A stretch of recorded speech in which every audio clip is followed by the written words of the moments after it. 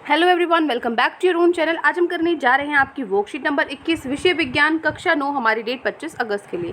तो चलिए शुरू करते हैं। आज की वर्कशीट में हम पढ़ेंगे जीवन की मौलिक इकाई, ठीक है, जिसके अंदर हम जो हमारा चैप्टर है ये जीवन की मौलिक इकाई, इसके अंदर कोशिका अंग के बारे में आज हम जानेंगे। ठीक है, देखो जो जीव द्रव्य क्या होता है और ये एक कोशिका सभी जैविक क्रियाएं कैसे कर पाती हैं, ये इन क्वेश्चंस का जवाब आज हम अपनी वर्कशीट में जानेंगे।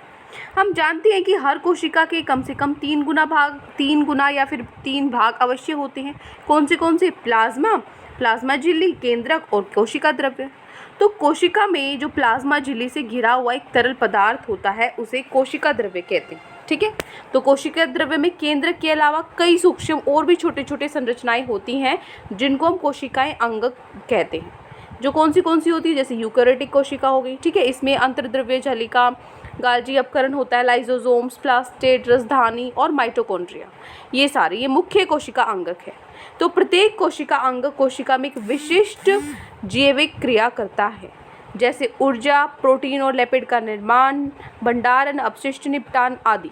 ठीक है, तो कोशिका द्रव्य तथा केंद्रक दोनों को मिलकर क्या बनता है, जीव द्रव्य हम कहते हैं। ठीक है, जो कोशिका द्रव्य है और जो केंद्रक है दोनों को मिलाकर जीव द्रव्य हम कहते हैं। ठीक है, देखो नेक्स्ट है आपका उपापचयी क्रियाएं क्या होती है उपापचयी क्रियाएं।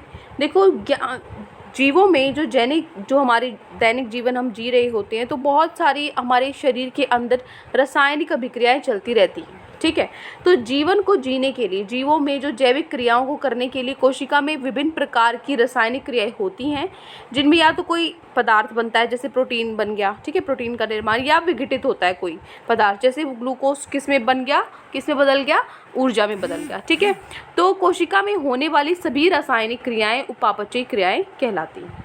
क्लियर। नेक्स्ट है आपका, यहाँ पे आते हैं आपके डायग्राम जो बहुत इंपॉर्टेंट है। एक तो किसका है, आपका जंतु का है, और एक किसका है, पादप का है। पादप कोशिका और जंतु कोशिका, ये दोनों आपके डायग्राम है जो आपको करने हैं, बहुत इंपॉर्टेंट है। और यहाँ पे इनका लेबलिंग किया हुआ है, नामांकित किया हुआ है, इनके जो इसके भाग हैं जो कि बहुत ज़रूरी है, ये भी आपको करने होते, क्वेश्चन आपका आता है। चलिए अब हम चलते हैं हमारे क्वेश्चन आंसर्स पे। तो आज की वर्कशीट में आपके ये 4 क्वेश्चन हैं जिनको हम एक एक करके स्टार्ट करते हैं। चलिए, तो पहला क्वेश्चन है आपका, पादप व जंतु कोशिका का चित्र बनाकर सभी कोशिका अंगों को नामांकित कीजिए। तो देखो इसमें आपको क्या करना है, एक पादप कोशिका है और एक तरफ आपकी जंतु कोशिका है। तो जंतु कोशिका और पादप कोशिका दोनों ही आपको बनानी है, बहुत इंपॉर्टेंट है ये। अभी मैंने आपको बताया कि 5 नंबर में डायरेक्ट आपका क्वेश्चन आता है, कुछ नहीं पूछता आपसे, सीधा सीधा आता है कि भाई आप पादप कोशिका का चित्र बनाओ और उसके अंगों को आप नामांकित करो। ठीक है, सीधा क्वेश्चन आता है 5 नंबर का, इसलिए बहुत ज़रूरी है। इन दोनों में से कोई भी एक डायग्राम आ सकता है, पादप कोशिका या जंतु कोशिका। ड्राइंग तो कर ही सकते हो ना, मान लो आपको क्वेश्चन आंसर भी याद नहीं है तो ऐसे क्वेश्चंस आपको करके ही जाने चाहिए। तो इनमें आपको ये दिखाना है कि क्या है, यहाँ पे ये कोशिका झिल्ली है, ये आपकी गोल्जी अपकरण है, ये आपका राइबोसोम है। ठीक है, ये माइटोकॉन्ड्रिया है, ये लाइसोसोम है, ये तारक केंद्र है, ये सारी चीज़ें आपको दिखानी है। अगर यहाँ से आपको साफ नहीं दिखाई दे रहा, या तो आपके पास एनसीईआरटी बुक होगी, एनसीईआरटी बुक में से आप कर सकते हो, और अगर आपके पास एनसीईआरटी बुक नहीं है तो आपकी जो वर्कशीट आई हुई है उसमें से ही आप ये साफ साफ बना सकते हो। ठीक है, या फिर आप नेट पे से भी, अगर आपको इससे भी कोई आसान मिलता है तो आप वो कर सकते हो। ठीक है, हो गया पहला क्वेश्चन। आगे बढ़ते हैं। दूसरा प्रश्न है, उपापचयी क्रियाएं क्या होती हैं, उदाहरण सहित लिखिए।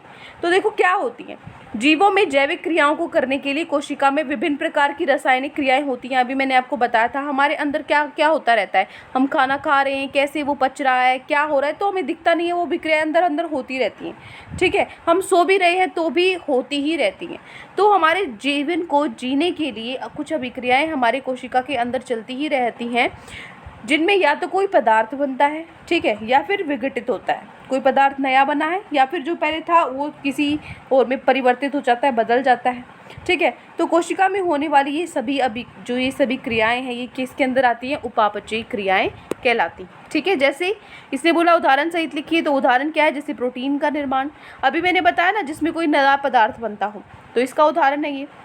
दूसरा विघटित होता है ग्लूकोज से ऊर्जा बनती है। ठीक है, तो उदाहरण भी लिख दिए हमने उपापचयी क्रियाएं के, और उसकी डेफिनेशन भी लिख दी। क्या होती है, जो हमारे दैनिक जीवन में जीवन को जीने के लिए जो रासायनिक अभिक्रियाएं हमारी कोशिका के अंदर चलती रहती हैं, वो सारी क्या होती हैं, उपापचयी क्रियाएं कहलाती हैं। ठीक है, ये हो गया आपका प्रश्न नंबर 2। आगे बढ़ते हैं, प्रश्न नंबर 3 है, पादप एवं जंतु कोशिका में अंतर स्पष्ट कीजिए। क्या अंतर है बताइए। देखिए ये आपका क्वेश्चन 5 पॉइंट मैंने यहाँ आपको दिए हुए हैं। क्या क्या है पादप कोशिका, ये है जंतु कोशिका। पादप कोशिका में जो कोशिका भित्ति पाई जाती है, इसमें कोशिका भित्ति नहीं होती। यहाँ पे पादप कोशिका में हरित लवक पाए जाते हैं, है ना, और यहाँ पे क्लोरोप्लास्ट जिसको बोलते हैं, यहाँ पे हरित लवक नहीं पाए जाते जंतु कोशिका में। यहाँ पे जो सेंट्रोजोम है अनुपस्थित होते हैं, यहाँ पे सेंट्रोजोम उपस्थित होते हैं। इसमें जो रिक्तिकाएँ होती हैं बड़ी तथा संख्या में कम होती हैं, लेकिन यहाँ पे छोटी होती हैं और संख्या में अधिक होती हैं। ठीक है, उसके बाद यहाँ पे केंद्रक परिधि की ओर हो सकता है। यहाँ पे अधिकांश जो जंतु कोशिका में केंद्रक मध्य में ही होता है, बीच में ही होता है आपका केंद्र, यहाँ पे कहीं पर भी हो सकता है इसके अंदर, पादप के अंदर। ठीक है, तो ये 5 पॉइंट हमने लिखे हैं, पादप एवं जंतु कोशिका में अंतर स्पष्ट करना है। आज के जो क्वेश्चन आपको थोड़े से बड़े लग सकते हैं पर बड़े नहीं है, 3 या 5 मार्क्स के ये क्वेश्चन। आज के जो चारों क्वेश्चन है आपके या तो 3 नंबर में आएंगे या 5 नंबर में आएंगे। ठीक है, तो इसलिए मैंने 5 पॉइंट लिखवाए हैं आपको, और इस डायग्राम भी आपका 5 नंबर में आएगा।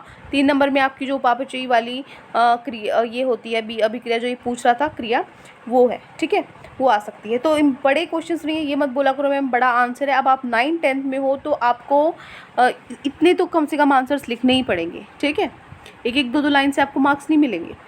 चलिए 3rd क्वेश्चन हो गया। आखिरी क्वेश्चन पे चलते हैं हम। आखिरी प्रश्न है हमारा, कोशिका द्रव्य कहाँ स्थित होती है।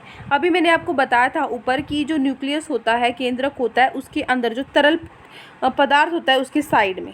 ठीक है, तो वो क्या होता है आपका कोशिका द्रव्य होता है। तो कहाँ पर होता था ये, प्लाज्मा झिल्ली तथा केंद्र के बीच में होता है। ये आपका केंद्र है और ये आपकी प्लाज्मा झिल्ली है, इसके बीच में जो भी आपका ये तरल पदार्थ है वो क्या होता है, कोशिका द्रव्य होता है। ठीक है, ये हो गया आपका प्रश्न नंबर 4। तो ये 4 क्वेश्चन आज आपकी वर्कशीट में दिए गए थे। आई होप आपको अच्छे से समझ में आ गए हैं। कोई भी डाउट है किसी भी क्वेश्चन में तो कमेंट सेक्शन में आप मुझसे पूछ सकते हैं। लेक्चर अच्छा लगे तो चैनल को सब्सक्राइब कर सकते हैं, वीडियो को लाइक कर सकते हैं। आज के लिए इतना ही, मिलते हैं नेक्स्ट वीडियो में। Till then take care, bye bye.